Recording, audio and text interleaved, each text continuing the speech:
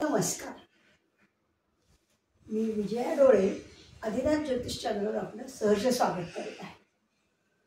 आपण ग्रह पाहिले, रवीपासून प्लुटोपर्यंत. राशी पाहिल्या, मेष राशीपासून मीन राशीपर्यंत हे ग्रह आणि राशी यांची सगळी माहिती आपण बऱ्यापैकी बघून झालेली आहे. आता आपण नक्षत्रांना सुरुवात करतो आहोत. नक्षत्र किती 27. जसे राशींना आकडे ठरलेले, चौथी राश कर्क, 12वी रास मीन, ओके नाही. तसेच नक्षत्रांचे सुद्धा आकडे आहेत बरं का. त्या आकड्यावरच ते ओळीनेच येतात. तर आज आपण 3 नक्षत्र बघणार, अश्विनी, भरणी आणि कृतिका. त्यात पहिलं आपण 1 नंबरचं नक्षत्र कुठलं? अश्विनी. अश्विनीची आज आत्ता आपण पहिल्यांदा माहिती घेऊ, नंतर भरणी आणि मग कृतिका यांची माहिती.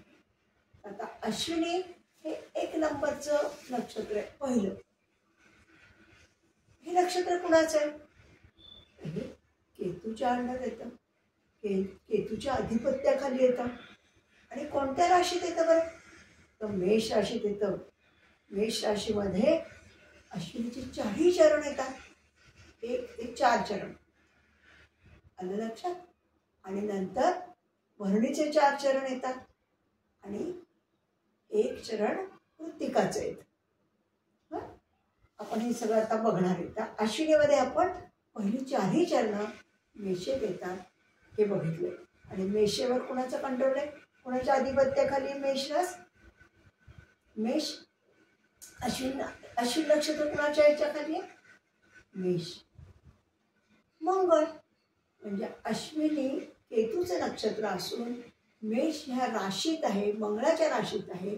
म्हणून मंगळ आणि केतू ह्या दोन्हींचे अधिपत्य, यांचे गुणधर्म सगळ्या ठिकाणी आपल्याला सापडणार. जास्तीत जास्त मंगळाचे मेष येत आहे म्हणून. मेष आणि वृश्चिक हे मंगळाची रास आहे, हो की नाही. मग मेषेत हे नक्षत्र आहे म्हणजे मंगळाच्या अंडर आलं. म्हणून मंगळ आणि केतू यांचे आपल्याला गुणधर्म सापडणार. मग व्यवसायात म्हणा, स्वभावात म्हणा, सगळीकडे आपल्याला सापडणार. मग आता मंगळाचे गुणधर्म आपण बघितले, सगळे ग्रह पाहिले, अभ्यासले, तेव्हा पाहिले की नाही आपण रवीपासून प्लुटोपर्यंत. मंगळाचं काय आहे बरं? मंगळ हा कोण आहे? सेनापती.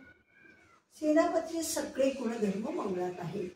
धडाडी, हो की नाही, शूरता, धाडसी वृत्ती, सेनापतीचे गुणधर्म मिळाले सगळे. ते सगळे ह्या अश्विनी नक्षत्रात आपल्याला सापडणार आहेत. आणि केतूचं काय म्हणत? आध्यात्मिकता, त्यागी वृत्ती आणि जादू, काळी जादू, जादूगार, जादूटोणा, हे केतूचे पण थोडेफार आपल्याला त्याच्यात. केतू हा आध्यात्मिक ग्रह आहे, ओके नाही. पण केतू चांगला असेल तर तुम्हाला आध्यात्मिक चांगला देईल, अगदी फार मोक्षापर्यंत नेऊन ठेवेल. पण तो बिघडला असेल तर काळ्या जादू, काळे मंत्र तंत्र, काळ्या विद्या, मंत्रतंत्र ह्या प्रकारातही तो तुम्हाला घालेल. त्याच्यामुळे ह्या दोन्हीचं अधिपत्य आपल्याला अश्विनी ह्या नक्षत्रात सापडणार आहे. तर आपण मग अश्विनाचं मी चार्ट 2 लावते, ते आपण बघूया. त्याच्यावर आपल्याला इतर माहिती पण कळेल. आजार, व्यवसाय, स्वभाव हे सगळं तुम्हाला लक्षात येईल. हा अश्विनी नक्षत्राचा मी चार्ट लावला आहे. आपण इतर माहिती त्याची याच्यानं बघूयात. अश्विनी किती नंबरचं नक्षत्र आहे? 1 नंबरचं. आणि मेषेत त्याचे 4ही चरण येतात, हो की नाही. अश्विनी हे नक्षत्र मेष या मंगळाच्या राशीत येते. तसेच हे नक्षत्र केतू या ग्रहाच्या अधिपत्याखाली आहे. त्यामुळे मंगळ व केतू या दोन्ही नक्षत्रांचे गुणधर्म यात सापडणार बरं का, यात सापडतील. शरीराचे अवयव कोणते? मस्तक आणि मोठा मेंदू, स्वभाव. आता बघा अश्विनीचे स्वभाव काय ते. ज्ञानी, अप्रतिम बुद्धिमत्ता, विद्यावासंगी, प्रयत्नाने विद्याप्राप्ती, वैद्यकीय शास्त्राची आवड, स्पर्धेत यश, कर्तबगार, महत्वाकांक्षी, विचारवंत, प्रामाणिक, विश्वासू, निष्ठावंत, धीर, शूर, त्यागी, न्यायी, उच्च आचार विचारास, लोभी, चंचल,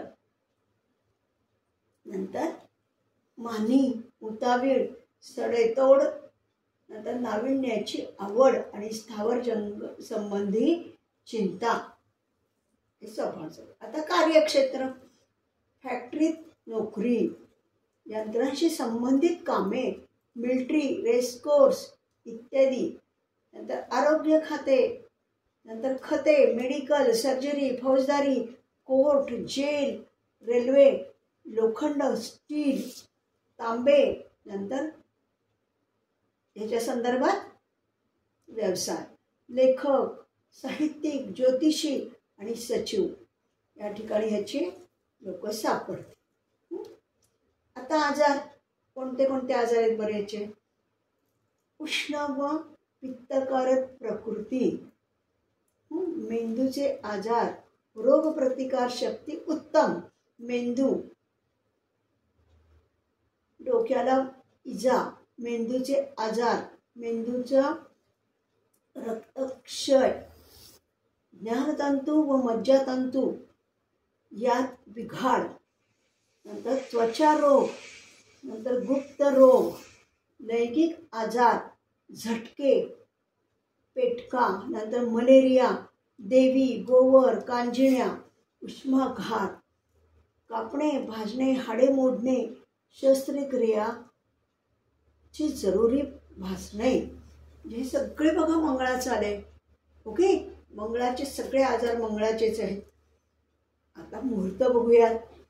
सर्व शुभ वत्सर कार्यासाठी चांगले, विद्यारंभ, शुभारंभ, दुकानाचे उद्घाटन, नवीन व्यवसाय धंदे, नंतर कार्यालय, नवीन कारखाने सुरू करणे, नंतर कलेसंबंधित शुभ, नंतर नामकरण विधी, नंतर विवाह, व्यापार, प्रवास, खरेदी, नंतर शांतिकर्म, गृह प्रवेश, ह्या सगळ्याला चांगले आहे. नक्षत्र हे कुठलं नक्षत्र कुठल्या कार्यासाठी चांगलं आहे वाईट आहे यासाठी आपण मुहूर्त घेतले. आज आपण अश्विनी ह्या नक्षत्राचा बऱ्यापैकी माहिती पाहिली आणि ह्याच्यातलं जे आणखीन जी माहिती आहे ती मी शेवट अश्विनी, भरणी आणि कृतिका ह्या तिन्हीची एकत्र तक्ता लावीन तेव्हा ती तुम्हाला देता येईल. तर आता पुढचं नक्षत्र आपण बघूया. आपण पुढचं नक्षत्र बघणार आहे. आता अश्विनी झालं, आता भरणी नक्षत्र बघणार आहे. तर भरणी नक्षत्र नंबर 2चं नक्षत्र आहे. हे नक्षत्र कोणत्या राशीत आहे आपण आत्ता पाहिलंच की मेषमध्ये काय अश्विनीचे 4 चरण, भरणीचे पण 4 चरण आणि कृत्तिकाचं मात्र 1च चरण. त्यामुळे भरणी ह्या नक्षत्राचे 4ही चरण 1, 2, 3 आणि 4 4ही चरण हे कुठे येतात? मेष राशीत येतात. म्हणजे काय झालं बरं? मेष राशीवर कोणाचा अंमल आहे? मंगळाचा. मंगळाचं रास आहे ती, म्हणून मग मंगळाच्या आधिपत्याखाली भरणी नक्षत्र आहे. तसंच भरणी नक्षत्र आहे चा स्वामी कोण? जसा अश्विनीचा स्वामी आपण केतू पाहिला, हो की नाही, तसं भरणीचा कोण आहे बरं? शुक्र आहे. म्हणजे मेष राशीमध्ये भरणी नक्षत्र 4ही चरण येतात आणि त्याचबरोबर भरणी नक्षत्र हे कोणाच्या आधिपत्याखाली आहे? शुक्राच्या, हो की नाही. मग आता आपल्याला कोणाचे बरे याच्यात भरणीमध्ये गुणधर्म सापडणार? एक मंगळ आणि दुसरा शुक्र. या दोन्हीचे गुणधर्म ह्या भरणी नक्षत्रात आपल्याला सापडणार. तर आता भरणी आता मंगळ म्हणजे काय आपण पाहिलंच, मंगळ हा सेनापती आहे, शूर आहे, धाडसी आहे. सेनापतीचे सगळे गुण आहेत, तापट आहे, उष्ण आहे, रागीट आहे, हे सगळं मंगळाचे गुणधर्म तर मिळणारच आपल्याला याच्यात. तसेच शुक्राचे पण मिळणार. शुक्राचे काय बरं, वेगवेगळ्या कलांवर अधिपत्य आहे, अनेक गोष्टींवर अधिपत्य आहे. त्याला आध्यात्मिक मध्ये रस नाही शुक्राला, अहिकतेत रस आहे, हो की नाही. विलासी वृत्ती, वेगवेगळ्या कलांमध्ये. आता ह्या सगळे जे आहे, हा शुक्र हा ग्रह काय, स्त्री संदर्भातले सगळे व्यवसाय, स्त्री संदर्भातले सगळे स्वभावातले कंगोरे. म्हणजे मंगळ आणि शुक्र ह्यातले दोन्हीचे गुणधर्म आपल्याला ह्या भरणी नक्षत्रात सापडणार आहेत. आता आपण त्याचं बघूयात, काय काय कशी कशी माहिती आहे ती सगळ्याची. त्याचे आजार, स्वभाव, नंतर त्याचं काय मुहूर्त, ते मुहूर्ताच्या दृष्टीने कसं आहे, ते कुठल्या गोष्टींसाठी चांगलं आहे, कार्यक्षेत्र काय त्याचं, हे आम्ही तक्ता लावते त्याच्यात बघणार असो. पण आता तुम्हाला लक्षात आलं असेल की आपण प्रत्येक नक्षत्र कसं अभ्यासतोय. ते नक्षत्र कोणाच्या राशीत आहे आणि कोणत्या नक्षत्र स्वामी कोण आहे त्याचे सगळे गुणधर्म त्या नक्षत्रात सापडतात. आलं लक्षात? हां, मग आपण आता त्याची सगळी माहिती बघूया. मी तक्ता लावते. भरणी ह्या नक्षत्राचा आपण डिटेल्स बघूया. भरणी हे 2 नंबरचं नक्षत्र आहे. राशींना कसे नंबर आहेत तसे ह्यांना नंबर आहेत. हे 2 नंबरचं नक्षत्र आहे. भरणी हे नक्षत्र मेष ह्या मंगळाच्या राशीत येते. तसेच हे नक्षत्र शुक्र या ग्रहाच्या आधिपत्याखाली आहे. त्यामुळे मंगळ व शुक्र या दोन्ही ग्रहांचे गुणधर्म यात सापडतील. आता शरीराचे अवयव, कुठल्या कुठल्या अवयवावर त्याचा इफेक्ट होणार बरं. कपाळ, चेहरा, डोळे, मस्तक आणि मोठा मेंदू या अवयवांवर भरणीचा अंमल आहे. आता स्वभाव, लोभी, उद्योगी, हुशार, उदार, प्रामाणिक, न्याय देणारा, रसिक, प्रसन्नचित्त, विलासी वृत्ती, न्यायी, स्वार्थी, मतलबी, कठोर, आळशी, परावलंबी, उतावळा, शैली, जुगारी वृत्ती, विरोधकांना नामोहरम करणारा, कामात धरसोड करणारा. मंगळाचा गुण आहे ना तो, धरसोड वृत्ती, विचार न करता निर्णय घेणं, ते पण आले. आता कार्यक्षेत्र, आयकर, विक्री कर, रेव्हेन्यू खाते, मोबाईल, नंतर खते, वाहने, रेल्वे, इंडस्ट्रीज, फौजदारी, त्वचेच्या याच्यात संदर्भात गुप्तरोग, नेत्ररोग या सगळ्याचे सर्जन. नंतर सुतिकागृह, गायन, संगीत, कला, वाद्ये, मनोरंजन, कुस्ती, जादू, कला, जाहिराती, प्रदर्शन, फोटोग्राफी, सिनेमा, विवाह कार्यालय, नंतर शेती, शेतकरी, चहा, कॉफी यांचे मळे, अलंकार, सिल्क, पशु चिकित्सालय, चामड्याच्या वस्तू निर्मिती, फायबर, नंतर खाण, धातू, तांबे, लोखंड, शिसे, नंतर प्रेत दहनाचे साहित्य हा व्यवसाय. हे झालं कार्यक्षेत्र. आलं ना मंगळ आणि शुक्राचं सगळं आलं की नाही. आता हे का बरं आलं असेल, तुमच्या लक्षात आलं का की प्रेतदहनाचे साहित्य का बरं असेल. मंगळाचा इफेक्ट आहे ना. मंगळाच्या कोणत्या राशीत, मेष आणि वृश्चिक. आणि वृश्चिक ही रास कुठं आहे, 8व्या भावात आहे. 8वं भाव मृत्यू स्थान, ओके नाही. त्यामुळे तिथलाही परिणाम त्याने दिला. मंगळाचे जे परिणाम ते ह्यात आले बघा. आता आजार, पित्त, दीर्घ मुदतीचे आजार, प्रतिकार शक्ती बरी, मेंदूचे आजार, डोक्याला व कपाळाला मार लागणे, दंतरोग, नेत्राचे दाहक ज्वर, यकृताचे आजार, कावीळ, मधुमेह आणि गळवे, लैंगिक आजार, व्यसनामुळे होणारे आजार, हे काही शुक्राचे काही मंगळाचे असे सगळे आलेले. आता मुहूर्त, मुहूर्ताला कसे बरं हे, तर या नक्षत्रावर शुभ कार्य करू नये. गृहप्रवेश, नंतर घर भरणी, विहीर तलावाची कामे, शिलान्यास, नंतर धान्य भरणे व श्राद्ध कर्म यास चांगले. नंतर घातपात व अघोरी विद्या शिकण्यास सुद्धा चांगले. अशी ही सगळी भरणी नक्षत्राची माहिती आपण पाहिली. आता आपण पुढचं कृतिका नक्षत्र घेऊया. आपण 3 नंबरचं नक्षत्र कृतिका हे बघणार आहोत. आपण जसं राशींना आकडे आहे तसं ह्याचा पण नंबर कुठला आहे, 3 नंबर आहे कृतिकेचा. तर हे कृतिका नक्षत्र मेष राशीत 1 चरण आहे बरं का, आणि उरलेली 3 चरण कुठे गेले, वृषभेत गेले. म्हणजे मंगळ आणि शुक्र यांच्या अंडर आल्या.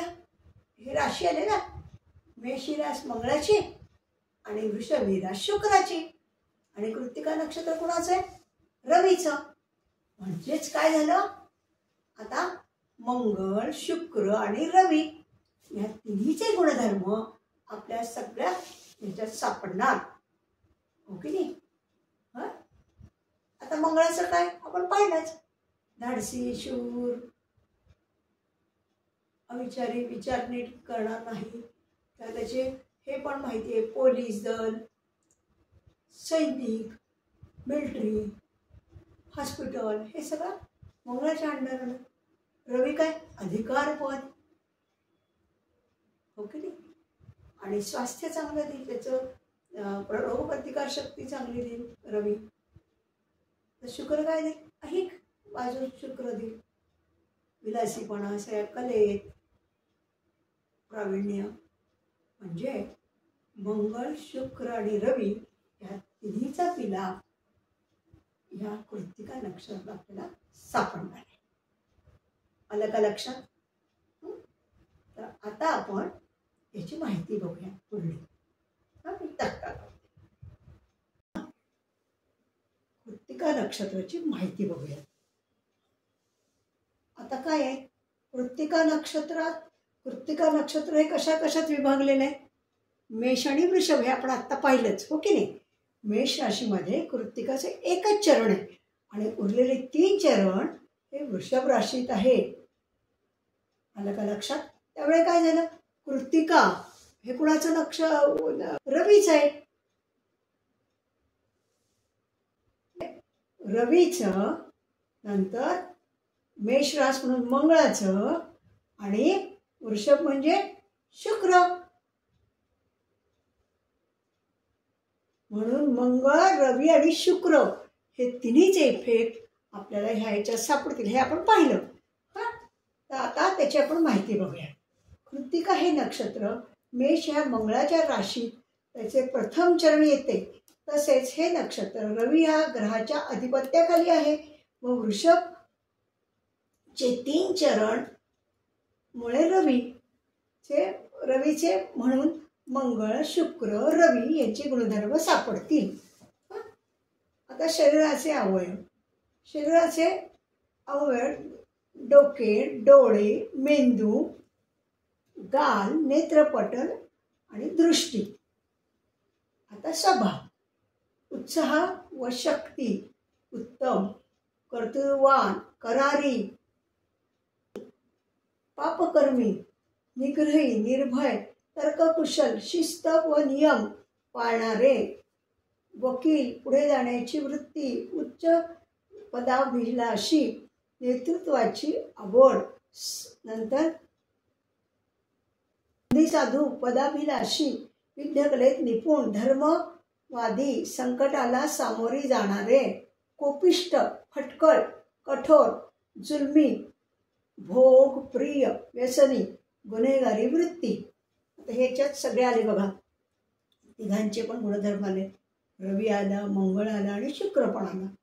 आता कार्यक्षम, police, military, navy, engineer, custom खाते, अग्निशामक कर्मचारी, सुरक्षा रक्षक, जकात नाके, नंतर वन विभाग, अंमलबजावणी व सेवानिवृत्ती विभाग, शल्यचिकित्सक, मेडिकल, सर्जिकल हत्यारे, व्यापार, हत्यारांचा व्यापार, युद्ध सामुग्री, बांधकाम, रसायन निर्मिती, जमिनीचे व्यवसाय, बॉम्ब, नंतर फटाके, स्फोटके, लाल रंगाच्या वस्तू यांचे व्यवसाय, व्यापार. आता आजार, प्रतिकार शक्ती चांगली. आजार कसे आहेत तर दाहक, वेदनादायी रोग, तीव्र ताप, मेंदूज्वर, प्लेग, देवी, हिवताप, फोड, पुरळ, मुरमे, विस्मृती, डोक्याला मार लागणे, डोळे विकार, मोतीबिंदू, रातांधळेपणा, गळा घसा सुजणे, अन्ननलिकेचे आजार, मूळव्याध, पाळीच्या वेळी रक्तस्राव जास्त होणे, कापणे, भाजणे, हाडे मोडणे, अपघात व आग. ह्या सगळे याच्या क्षेत्रात ते सापडतात. आणि हे आजार, दोन्ही क्षेत्र आणि आजार हे बघितलं का तुम्ही, तिन्ही आले बघा. रवी आला, मंगळ आला आणि शुक्र पण आला. सगळ्याचे गुणधर्म थोडे थोडे ह्या व्यवसायात, आजारात आपल्याला बरोबर सापडले. आता मुहूर्त बघा. हे नक्षत्र लग्न, मुंज व बारसे याला वर्ज आहे. ऑपरेशन अग्निहोत्र, शिकार, साप पकडणे व त्याचे विष काढणे, विहीर खोदणे, उरलेले द्रव्य ऐवज काढणे, शत्रूशी मुकाबला करणे, ह्यासाठी हे नक्षत्र, कृत्तिका नक्षत्र चांगलं आहे. आता आपण तिन्ही नक्षत्रांची माहिती पाहिली. आता नक्षत्राचा एक चार्ट आहे. एकाच्यात 2 आहेत, अश्विनी आणि भरणी, तिसऱ्याला कृत्तिका. हे चार्ट मी लावणार आहे आता. चार्ट लावतो मी. तिन्ही नक्षत्रांचा म्हणून एक माहिती आपल्याला बघायची आहे. तो तक्ता मी लावलेला आहे. आता पहिलं नक्षत्र कुठलं, अश्विनी. नक्षत्र स्वामी कोण, अश्विनीचा केतू. महादशा किती वर्षाची, 7 वर्षाची. कोणत्या राशीत येते अश्विनी नक्षत्र, मेष राशीत येतं. आणि चरण किती, 1 ते 4, चारही चरण मेष राशीत येतात अश्विनीचे. आणि तर राशीतली व्याप्ती किती हे सांगायचं. राशीतली व्याप्ती किती आहे आपण कसं मोजतो बरं, अंश, कला आणि विकला ह्याच्यात मोजतो आपण. पाहिलं तर अगदी पहिल्यांदा बघा. तर राशीत व्याप्ती किती आहे तर 0 अंश ते 13-20, 13 अंश 20 कला. एका नक्षत्राची लांबी पूर्ण किती येते, 13 अंश 20 कला. म्हणजे पूर्ण नक्षत्र ह्याच्यात मावलं. म्हणून ह्याच्यात राशीमध्ये त्याची व्याप्ती किती, 0 अंशापासून तर 13-20, 13-20 पर्यंत ह्याची व्याप्ती आहे. 13 अंश 20 कला. आता राशीचक्रात त्याची व्याप्ती किती असेल, राशीचक्राचा अर्थ काय, 1 ते 12 राशी. मेष ते मीन ह्या ह्याच्यात किती अंश बसतात, 360 अंशाचे पूर्ण 12 राशी मावतात. मग त्यात त्या राशीचक्रात किती व्याप्ती आहे बरं, किती अंशाची व्याप्ती आहे तर 0 अंश ते 13-20, 13 अंश 20 कला अशीच आहे. आलं का लक्षात. आणि हे आपण अगदी पहिल्यांदा नक्षत्र जेव्हा शिकलो तेव्हा नक्षत्राची चिन्ह पाहिली बघा, हो की नाही. ते आपल्याला लुकलुकत्या ताऱ्याने दिसतात हे माहिती आहे की नाही. तर हे बघा, हे त्याचं चिन्ह पण मी इथे लावलं म्हणजे तुमच्या लक्षात यावं म्हणून. आता भरणी नक्षत्र. आता भरणी नक्षत्राचा स्वामी कोण, शुक्र. महादशा वर्ष किती 20. विश्वोत्तरी महादशेत त्याला स्थान आहे आणि ते किती शुक्राला किती वर्ष दिले 20. सगळ्यात जास्त वर्ष शुक्राला आहे. आणि रास कोणत्या राशीमध्ये भरणी नक्षत्र येतात मेष राशीत. चारही चरण मेष राशीचे येतात. आपण पाहिलं ना आत्ताच सगळी माहिती पाहिली. आणि चरण 1 ते 4 चारही चरण म्हणजे पूर्ण नक्षत्र हे मेष राशीत येतं. मग त्याची व्याप्ती किती राशीत त्याची व्याप्ती किती इथे 13-20 झाले की नाही 13 अंश 20 कला. मग 13 अंश 20 कलाच्या पुढे 26 अंश 40 कला म्हणजे 13 अंश 20 झालं. एक नक्षत्र पूर्ण 13 अंश 20चं हे 13-20च्या पुढची ह्याची व्याप्ती झाली 13 अंश 20 कला ते 26 अंश 40 कला. ही राशीतली मेष राशीतली व्याप्ती ही. आता काय राशी चक्रात म्हणजे 12 राशीमध्ये त्याचं किती 13 अंश 20 कला ते 26 अंश 40 कला. हे असं चिन्ह म्हणजे कला. आणि हे चिन्ह भरणी नक्षत्र कसं लोककृत ताऱ्याने दिसतं ते दाखव. आता आपण कृतिका नक्षत्र बघूया. कृतिका नक्षत्र रवीचं महादशा वर्ष 6. नंतर राश कृतिका नक्षत्र कोणकोणत्या राशीत विभागले 2 राशीत विभागले मेष आणि वृषभ. मेष राशीमध्ये 1 चरण आणि उरलेले 2 ते 4 चरण म्हणजे 2, 3 आणि 4 हे 3 चरण वृषभ राशीत. असे 4 चरण झाले त्याचे. आलं लक्षात. मग आता मेष राशीमध्ये त्याची व्याप्ती किती आहे इथे 26-40 आलं तर 26-40 ते 30 अंश. एकच काय आलं एकच चरण आले ना याच्यात. एका चरणाची लांबी किती आपण ठरलाय 3 अंश 20 कला. म्हणजे 3 अंश 20 कला त्यातल्या याच्या पुढचे याच्यात गेले. उरलेले 30 अंश म्हणजे उरलेले किती शून्यापासून. वृषभ मात्र आत्ताच सुरू झाले ना म्हणून 0 अंश ते किती 0-10 अंश म्हणजे 3 चरणाची जी लांबी आहे ती ह्याच्यात आलेली आहे. आलं का लक्षात. एका चरणाची लांबी मेष राशीत आली 3 चरणाची लांबी वृषभ राशीमध्ये आली 10 अंश आलेत त्याच्यात आणि 0 कला आलेत. येते का लक्षात. हां आता राशीचक्रात कधी व्याप्ती मेष राशीमध्ये पहिलं एकच चरण आहे ना त्याचं चौथं ते 26 अंश 40 कला ते 40 अंश. म्हणजे 3 अंश 20 त्याच्यात एका त्याच्यात ते ॲड झालं एक चरणाचं. आता दुसरं काय आहे वृषभ राशीत किती आहेत 3 चरण आहेत त्याचे किती 26 अंश 40 ते किती 40 अंश. ही राशी चक्रातली म्हणजे 12 राशी आहेत त्याच्यात कुठं आलं बरं हे दाखवण्यासाठी अंश केलेले आहेत आपण. अंश आणि कला हे लक्षात आलं का तुमच्या. आता एक तुम्हाला आणखीन एक सांगायचे मला. अंश दाखवते मी तुम्हाला. अंश अंश चिन्ह काय समजा 10 अंश आहे असं म्हणायचं तर 10 आणि डोक्यावर अंश याचा अर्थ अंश. कला म्हणजे काय कलाचं चिन्ह काय आहे हे तुम्ही बघितलेलं आहे पण आता ह्याच्यात तुमच्या लक्षात आहे की मी पुन्हा दाखवते. आता एखाद्याचा 10 अंश हे बघा अंश म्हणजे असं आणि कला किती 8 कला समजा. तर कलाला काय असं असं चिन्ह. हे कला झाल्या हे अंश झाले. आणि आता विकला विकला. आता बघा हे 10 अंश हे 8 कला आणि विकला समजा 15 आहेत तर विकलाला असं चिन्ह म्हणजे अंशाला असं चिन्ह कलेला असं चिन्ह आणि विकलेला असं चिन्ह.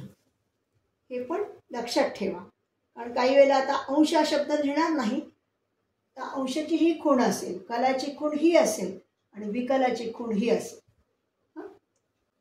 पण या भागात 3 नक्षत्र पाहिली, हो ना? अश्विनी, भरणी आणि कृत्तिका ही तिन्ही नक्षत्र आज आपण संपूर्ण त्याची माहिती, नंतर सगळे इतर माहिती, त्यांचे तक्ते, सगळं चार्ट सगळं बघितलं आपण. आता आपण उद्याला त्याच्या पुढचे 3 नक्षत्र बघणार आहोत. आलं का लक्षात? आज समजलं का तुम्हाला नक्षत्र कशी बघायची काय? आज मी तुम्हाला अंश, कला, विकला याची चिन्ह काय असतात हे आपण पहिल्या भागात 1-2 भागातच बघितले, पण तरी पुन्हा तुम्हाला लक्षात आहे का नाही म्हणून मी हे तुम्हाला पेनांनी, स्केच पेननी तुम्हाला दाखवलं, हे लक्षात राहावं तुमच्याकडून. हां, तर आज मला असं वाटतं आपण हा भाग इथेच संपवूया आणि लवकरच पुढच्या भागासाठी, पुढच्या 3 नक्षत्रांसाठी भेटूया. नमस्कार. आपण हा नक्षत्रांचा भाग आज पाहिला तर तुम्ही सगळ्यांनी चॅनलवर नक्कीच बघितलं असेल आणि तुम्ही सबस्क्राईब आणि शेअर केला असेल अशी मला पूर्ण खात्री आहे. तेव्हा आज मी तुमचा निरोप घेते. धन्यवाद.